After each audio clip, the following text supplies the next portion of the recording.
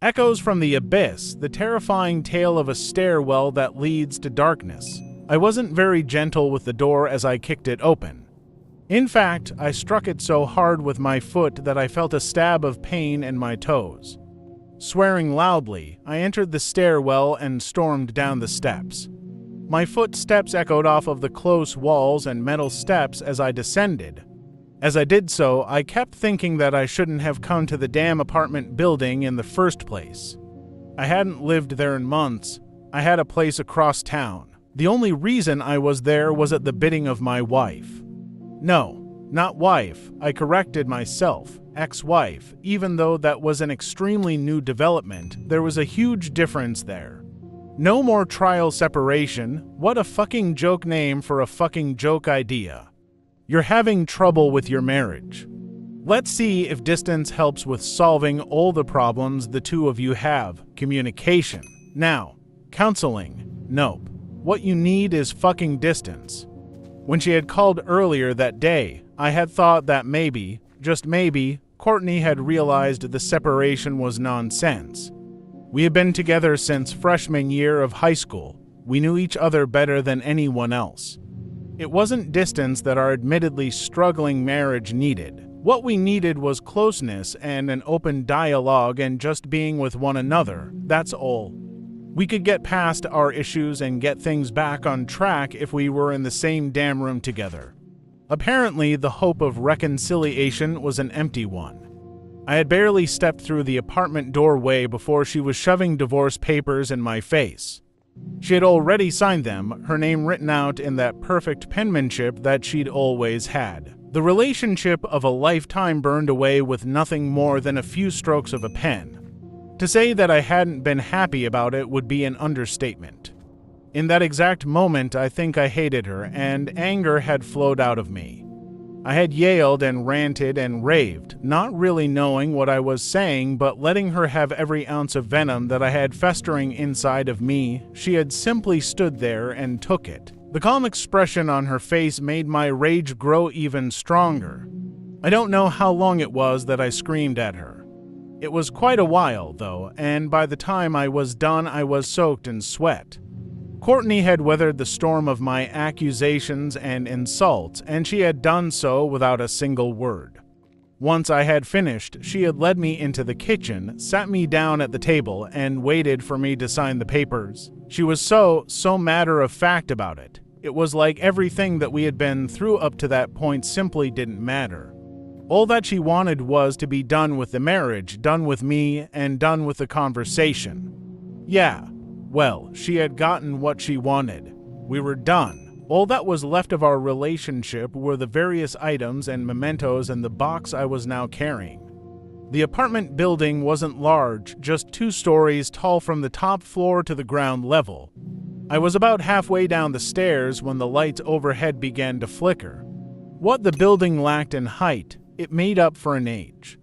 It was easily the oldest structure on the block, and there were always issues with the power. Most of those issues weren't serious, but they were still annoying. I glanced up at the lights before continuing on. I had only gone down a few more steps when the bulbs over the stairs behind me went out completely. Stopping, I turned slightly and looked back up towards the 2nd floor. There were no windows in the stairwell, and without the lights, everything more than a couple of yards away from me was covered in total darkness. My anger diminished slightly as a small bit of discomfort replaced it.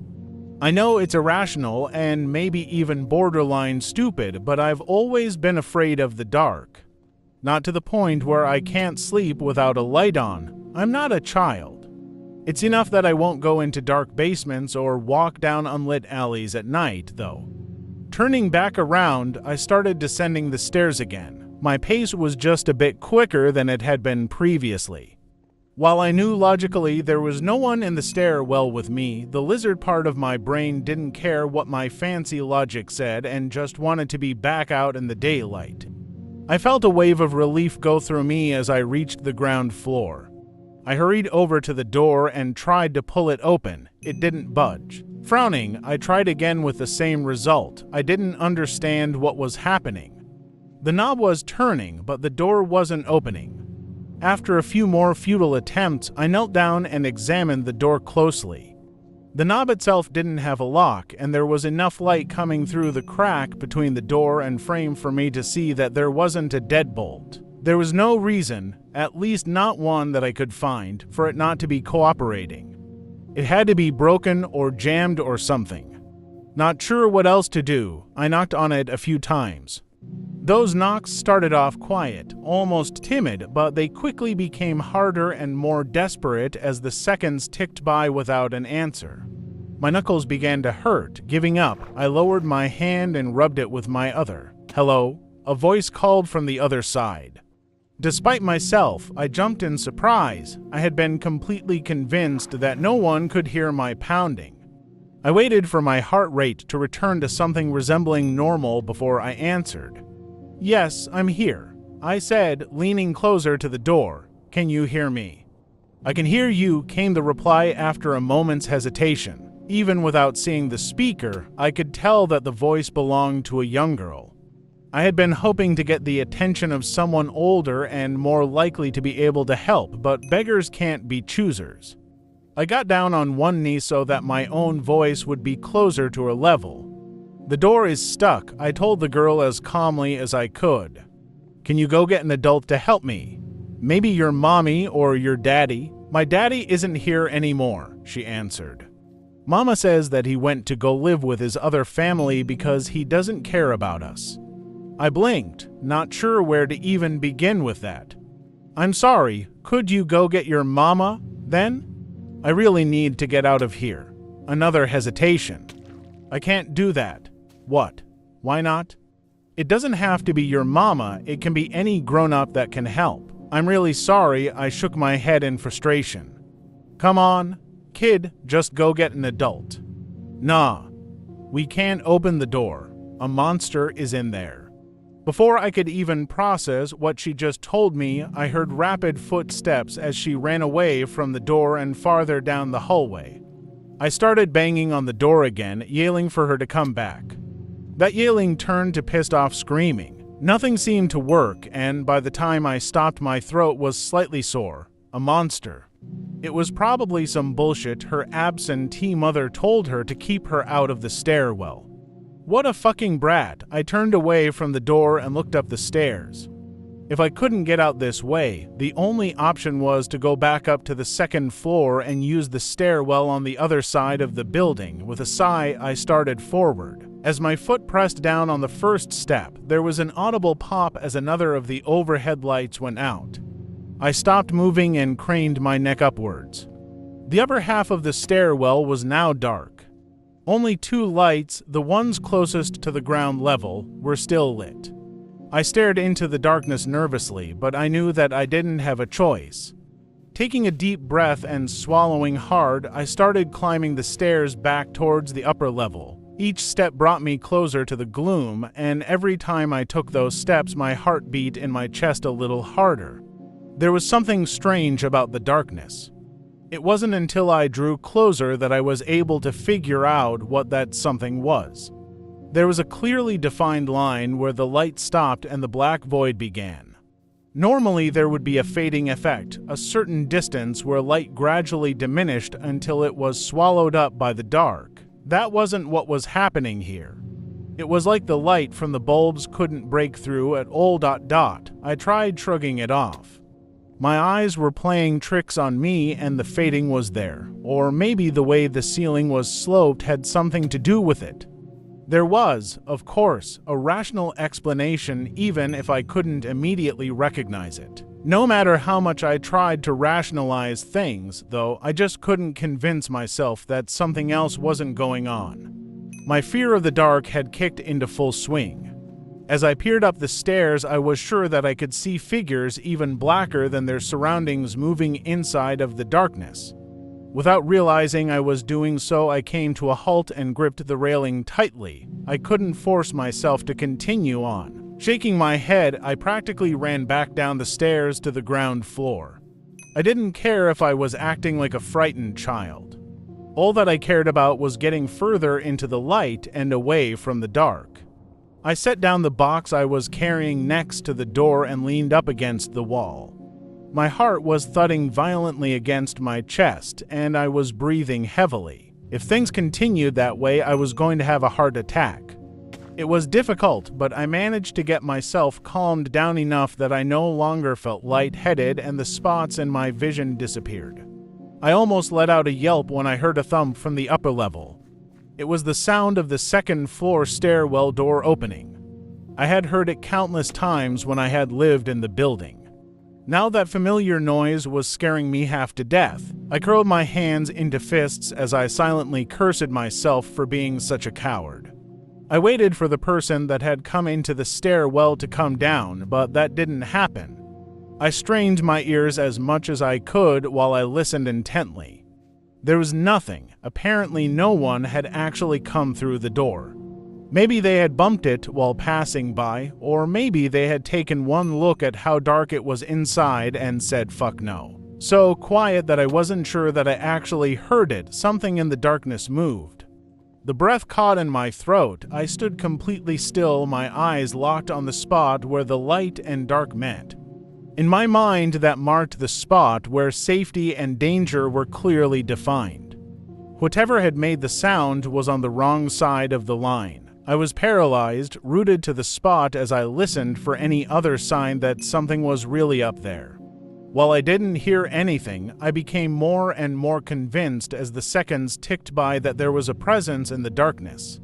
I know how that sounds, especially coming from someone that was self-admittedly afraid of the dark. I was absolutely sure that I was being watched, though. There was another noise. It was still quiet, but I was able to hear it better this time. It was the sound of a barefoot stepping down onto concrete. I had been right. There really was someone up there. Under normal circumstances, I would have called up to the person. These were hardly normal circumstances, however.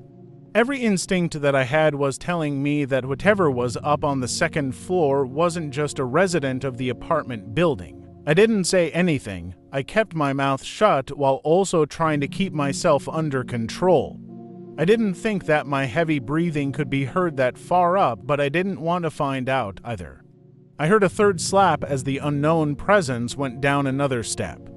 It was moving slowly and methodically towards me. Trying to be as quiet as possible, I attempted to pull the door open again. It remained stuck. When the person took yet another step, the next in the series of overhead lights flickered. A voice in the back of my head told me that I didn't know that whatever was coming down those stairs was a person. And bitten images of monstrous abominations came into my mind. Any sort of nightmare could be hidden in the darkness. I forced those thoughts out of my head. I was only going to drive myself into a complete breakdown if I continued thinking that way. I had to keep my wits about me so that I could come up with some way out of this, and there had to be a way out. I couldn't accept that I was trapped inside and at the mercy of whatever was descending those stairs. I wouldn't let myself be a victim, not ever again. I once again surveilled my surroundings in hopes of finding something that I had missed. I noticed a large air vent on the wall to my left. I either hadn't seen it earlier or I had subconsciously dismissed it. It was up high on the wall, but I hurried over to it anyway and reached up. The tips of my fingers touched the bottom of the metal grate. After stretching as hard as I could, I was able to grasp the frame, but it was secured firmly to the wall, and there was no way that I was going to be able to pry it off, let alone climb up into the vent itself. The flickering lights died completely as I heard another step in the darkness. This one was closer, around the halfway mark where there was a small landing before the stairs turned towards my direction.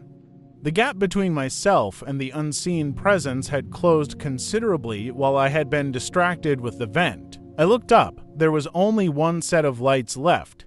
The illuminated section of the stairwell now barely reached to the stairs. If the last bulbs went out, there wouldn't be anything left except the small amount of light coming from the red exit sign above the door. I backed up closer to the door. There really wasn't a way out. Even though I knew it was pointless, I grabbed the knob and pulled as hard as I could. After straining against it for a long moment, I placed one foot on the wall and yanked back so hard that my other foot came off the ground. For at least a minute I put my full body weight into it, suspended above the ground as I prayed that my sweaty hands wouldn't slip off the knob. The muscles in my back and arms went from sore to feeling like they were on fire, and I was forced to stop. I banged on the door with my right hand. There wasn't much power behind it. I was exhausted from the exertion and fear. Not knowing what else to do, I turned towards the encroaching darkness as the lights started dimming. "Please," I begged, feeling tears start to run down my cheeks. "Please just leave me alone." The last of the overhead lights went out. With terror completely taking over, I pressed myself up against the door. The only source of light now was the dim red glow of the exit sign, and although it wasn't even strong enough to illuminate my entire body, I clung to the hope that it would protect me like a child clings to a stuffed animal. My eyes were moving constantly back and forth as they tried in vain to see anything in the darkness. I was breathing in short, ragged gasps and on the verge of a panic attack. Because of this, it took a moment for me to smell the scent that had wafted into my nose.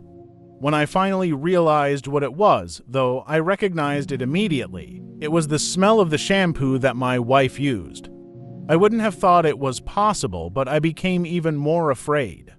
It wasn't possible that she was here. There was no fucking way.